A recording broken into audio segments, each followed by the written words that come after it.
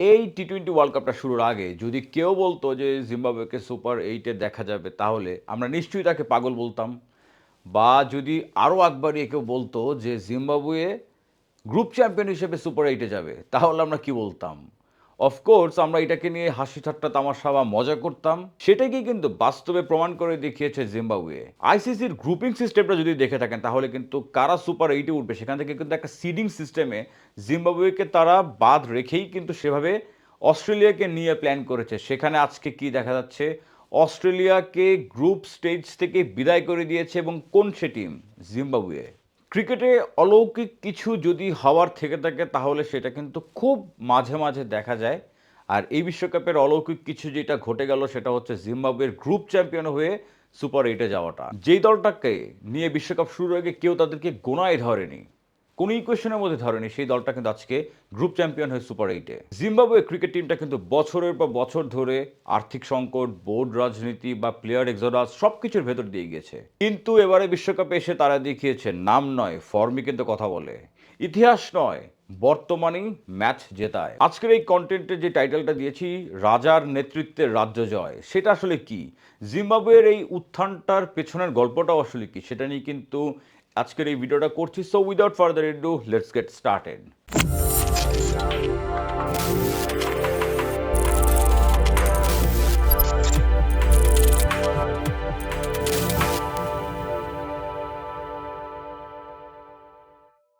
1996 সাল থেকে ক্রিকেটটাকে টিভিতে ফলো করা শুরু করেছিলাম।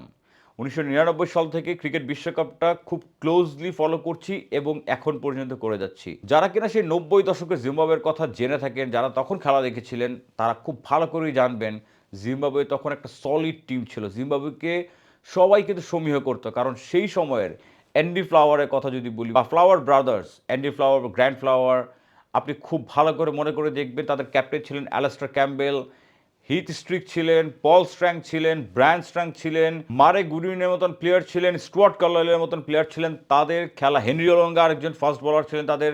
সো তখনকার জিম্বাবুয়ে কিন্তু খুবই কম্প্যাক্ট একটা টিম ছিল, যেটা কিনা আমরা 1999 ওয়ার্ল্ড কাপে কিন্তু দেখেছি, ওডিআই ওয়ার্ল্ড কাপে দেখেছি সেই মাইটি অস্ট্রেলিয়াকে, স্টিভার অস্ট্রেলিয়াকে, যেই টিমে নাকি Glenn McGrath, Shane one, Michael Vivaan, তারপর ড্যারেন লিম্যান, স্টিভুয়া, মার্কওয়াত, এই টিমটাকে, অ্যাডাম গিলক্রিস্ট, এই টিমটাকে জিম্বাবুয়ে হারিয়েছিল 1999 বিশ্বকাপে।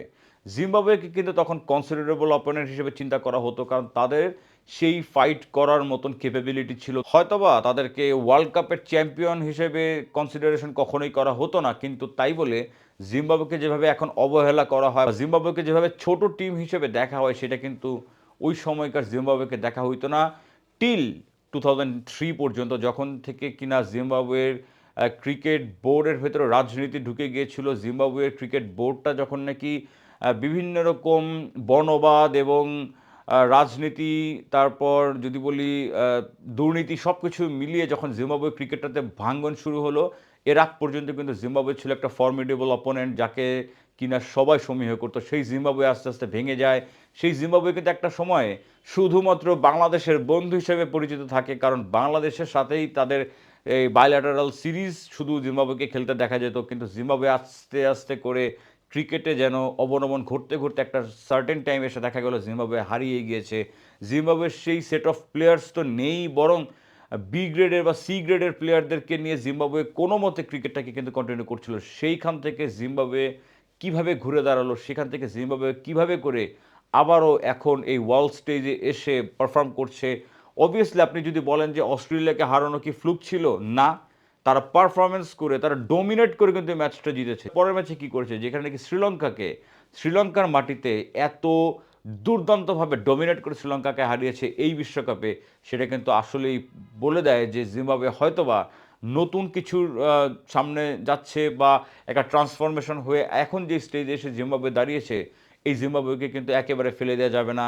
কারণ এইখানে অনেকগুলো পারফর্মার রয়েছে, যেমন বলি ব্যাটিংয়ে তেমন কিন্তু বোলিংয়ে। হ্যাঁ, কি অবভিয়াসলি তাদের সব জায়গায় স্ট্রেংথ খুব বেশি ভালো হয়ে যায়নি, বা তারা রাতারাতি দুর্দান্ত টিম হয়ে যায়নি, কিন্তু তাদের কালেকটিভ পারফরমেন্স কিন্তু তাদেরকে এই ওয়ার্ল্ড স্টেজে বা বিগ ইভেন্টে এসে রেজাল্ট দেওয়া শুরু করেছে, যেটা অবভিয়াসলি জিম্বাবুয়েকে একটা এইখান থেকে সামনের দিকে এগিয়ে নিয়ে যাওয়ার জন্য একটা মোটিভেশন দিবে, বা তারা এখান থেকে তাদেরকে কিভাবে আরও আপলিফট করতে পারে জিম্বাবুয়ে কিন্তু সেটা নিয়ে প্ল্যানিং বা সামনের দিকে চিন্তা করতেই পারে। জিম্বাবুয়ের এই ওয়ার্ল্ড কাপের পারফরমেন্সটার পেছনে রয়েছে যেটা, সেটা হচ্ছে ডিটারমিনেশন, স্ট্রং ডিটারমিনেশন এবং কনফিডেন্স। কে কার জায়গায় কি রোল প্লে করবেন, কার কি রোলটা রয়েছে টিমের ভেতরে, এটা যেন টিম ম্যানেজমেন্ট এবং স্পেশালি তাদের ক্যাপ্টেন সিকান্দার রাজা, তিনি কিন্তু খুব যথার্থভাবে সেই কাজটা করেছেন। প্রত্যেকটা প্লেয়ার তাদের রোল জানে, প্রত্যেকটা প্লেয়ার জানে যে কিভাবে কোন অপোনেন্টের এগেনস্টে গেম অ্যাওয়ারনেস তারা ইমপ্রুভ করেছেন, পুরো প্রসেসটাকে এত সুন্দর করে সাজিয়েছেন, যে কারণেই এখন জিম্বাবুয়ে কিন্তু ডেলিভার করছে। প্রথমে আমি বলবো ক্যাপ্টেন রাজার কথা। রাজা বা সিকান্দার রাজা যেভাবে করে টিমটাকে বুস্ট আপ করছেন, মেন্টালি বুস্ট আপ করছেন, সিকান্দার রাজা যখন নাকি আফটার দ্য গেম বা বিফোর দ্য গেম যেভাবে করে একটা ছোট একটা মোটিভেশনাল স্পিচ দেন তার টিমমেটসদের মাঝখানে বা টিমমেটসদেরকে নিয়ে, সেখানেই কিন্তু প্রমাণ করে যে সিকান্দার রাজা অ্যাজ আ ক্যাপ্টেন কতটা ইমপ্রুভড ব্রেইন। হ্যাঁ, তিনি কিন্তু তার আর্লি লাইফে ক্যারিয়ারে হি ওয়াজ নট এ ক্রিকেটার বা he did not want to be a cricketer, he was a software engineer. Raja has got a rich brain, সেটা কিন্তু এখন ইমপ্লিমেন্ট করতে পারছেন তিনি তার টিমমেটদের সাথে। সেটার প্রতিফলন যেন তাদের এই সুপার এইটে গ্রুপ চ্যাম্পিয়ন হয়ে যাওয়াটা। যেই চারটা দল এখন পর্যন্ত এই ওয়ার্ল্ড কাপে আনবিটেন রয়েছে, হারেনি, তার ভেতরে একটা হচ্ছে জিম্বাবুয়ে। সেটা যদি আপনাদের সাথে শেয়ার করি তাহলে বুঝতে পারবেন যে জিম্বাবুয়ে আসলে এই টুর্নামেন্টে কীরকম যাচ্ছে। সুপার এইটে গিয়ে তারা 8 নম্বর টিম হয়ে বাদ যেতে পারে, সুপার এইটে গিয়ে তাদের ডিজাস্ট্রাস পারফরমেন্স হতে পারে, বাট গ্রুপ স্টেজেই জিম্বাবুয়ে যেই ঝলকানিটা দেখিয়েছে সেটা কিন্তু এক কথায় অ্যাপ্রিসিয়েট করার মতো, এবং আমাদেরকে অ্যাপ্রিসিয়েট করতে হবে। ক্রিকেটের এই গ্লোবালাইজেশনের সময় এসে এইরকম টিমগুলো যত বেশি ইমপ্রুভড পারফরমেন্স দিবে ততটাই কিন্তু খেলা ব্যালেন্সড হবে। তখন কিন্তু আমরা বলতে পারবো না যে অস্ট্রেলিয়া কাগজে কলমে লিখে দিলাম যে ম্যাচে নামলেই জিতে যাবে, কিন্তু মাঠের রেজাল্ট ডিফারেন্ট কিছু যে হতে পারে সেটা কিন্তু এবারে এই ওয়ার্ল্ড কাপে দেখা যাচ্ছে, এবং জিম্বাবুয়ে সেটা করে দেখিয়েছে। প্রথম ম্যাচটা ছিল তাদের ওমানের সাথে, যেখানে নাকি 8 উইকেটের একটা ডমিনেটিং জয় পেয়েছিল, যেখানে তারা মনে হয় 7 কি 8 ওভার হাতে রেখেই ম্যাচটা জিতে গিয়েছিল মাত্র 2 উইকেট হারিয়ে। জিম্বাবুয়ে অস্ট্রেলিয়ার সাথে, যদিও নাকি আপনি বলতে পারেন যে অস্ট্রেলিয়ার তিনটা যে প্রাইম তাদের trio, Mitchell Starc, Pat Cummins বা হেজেলউড কেউই ছিলেন না, যদিও স্টার্ক টি20তে খেলেন না, তারপরও এই উইক বোলিং লাইন আপের এগেনস্টে তাই বলে এত ভালো খেলবে।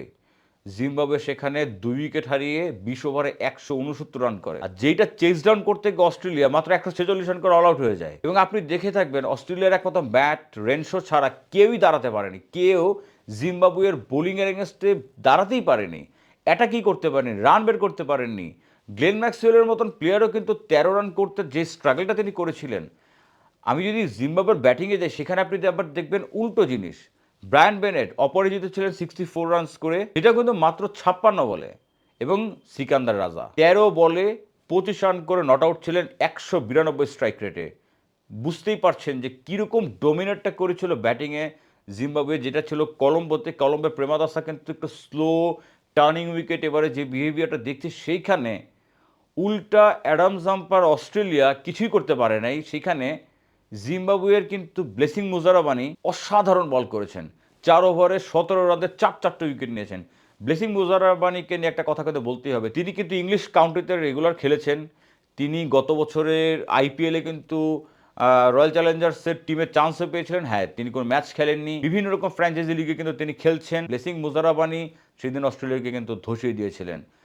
একটা ডমিনেটিং জয়টা যখন নাকি পেল অস্ট্রেলিয়ার এগেনস্টে জিম্বাবুয়ে, সেটা কিন্তু তাদেরকে অনেক বেশি মোটিভেটেড করে তুলেছিল, এবং তার ফলশ্রুতিতেই অস্ট্রেলিয়ার বিদায় ঘণ্টা কিন্তু সেদিন বেজে গিয়েছিল। সেটা একেবারে যথার্থভাবে হয়ে যায় যেদিন নাকি জিম্বাবুয়ের সাথে আয়ারল্যান্ডের ম্যাচটা কোনো বল খেলা ছাড়াই বৃষ্টির কারণে অ্যাবান্ডন হয়ে যায়। ওইটাই কিন্তু অস্ট্রেলিয়ার বিদায় ঘণ্টা বাজিয়ে দেয়। 16 আনা পূরণ হয় কবে জানেন? শ্রীলঙ্কাকে যখন নাকি শ্রীলঙ্কার মাটিতে জিম্বাবুয়ে একেবারে গুড়িয়ে দেয়, উড়িয়ে দেয়। শ্রীলঙ্কা সেদিন প্রথমে ব্যাট করে রান করেছিল 178, যেটা চেস করতে নেমে জিম্বাবুয়ে 19 ওভার 3 বলে জিম্বাবুয়ে 182 রান করে ফেলে, এবং সেটা মাত্র 4 উইকেট হারিয়ে।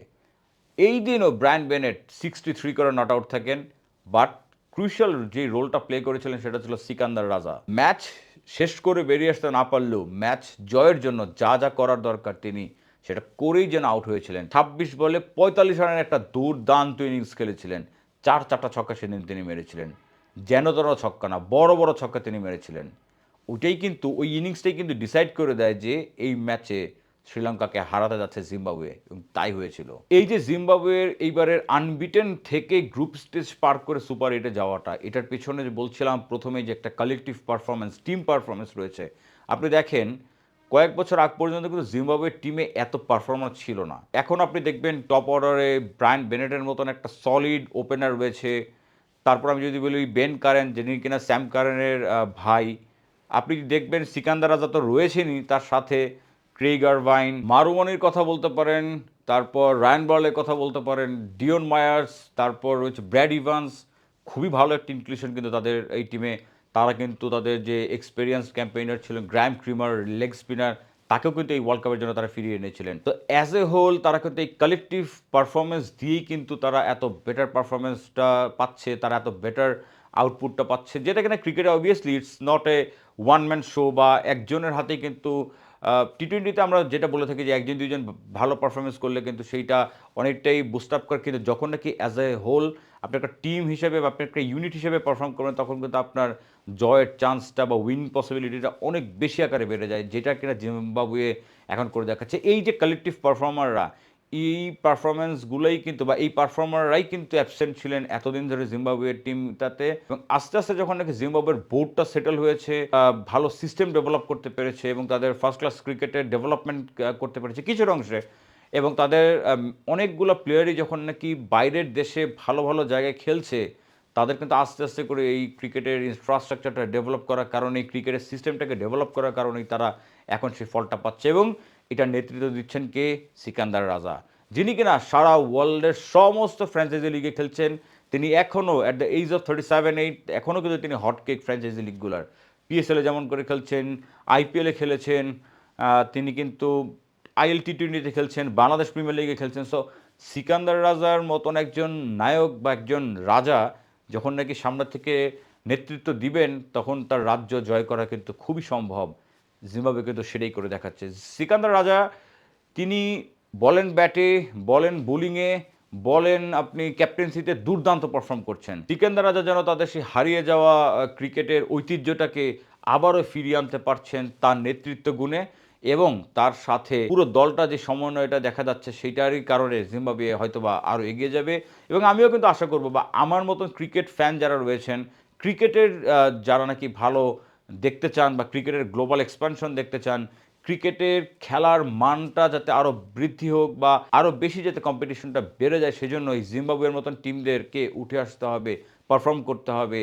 তাহলেই কিন্তু ক্রিকেটে এই ওয়ান সাইডেড জিনিসটাকে বাদ দিয়ে আমরা কিন্তু আবার সেই পুরনো কম্পিটিশনটাকে ফিরে পাবো, সেই আশাটাই কিন্তু করতে পারি। যারা নাকি আমার এই ভিডিওটা দেখছেন, তারা কি সবাই আমার সাথে একমত কিনা যে জিম্বাবুয়ে যদি এভাবে করে ধরে রাখতে পারে তাদের স্পিরিটটাকে, তাদের ফোকাসটাকে এবং তাদের ডোমেস্টিক ইনফ্রাস্ট্রাকচারকে যদি ডেভেলপ করতে পারে, তাহলে কিন্তু জিম্বাবুয়ে আবারও তাদের সেই পুরনো ঐতিহ্যে ফিরে যেতে পারবে, যেখানে নাকি Andy Flower, Neil Johnson, Grant ফ্লাওয়ারদের মতন ওই সময়টাতে যে জিম্বাবুয়ে যেরকম পারফর্মার বা পারফর্মিং টিম হিসেবে ছিল, সেইটাই যেন আবার ফিরে আসুক, সেই কামনাই কিন্তু আমরা করতে পারি। আপনারা কি সবাই একমত কিনা অবশ্যই কমেন্ট বক্সে কমেন্ট করে জানাবেন। যারা আমার এই ভিডিওটা দেখছেন, তাদের কাছে it's a kind request, please make sure to subscribe my YouTube channel and follow my Facebook page. সবাই ভালো থাকবেন, দেখা হবে নেক্সট কোনো ভিডিওতে, ততক্ষণ পর্যন্ত আল্লাহ হাফেজ।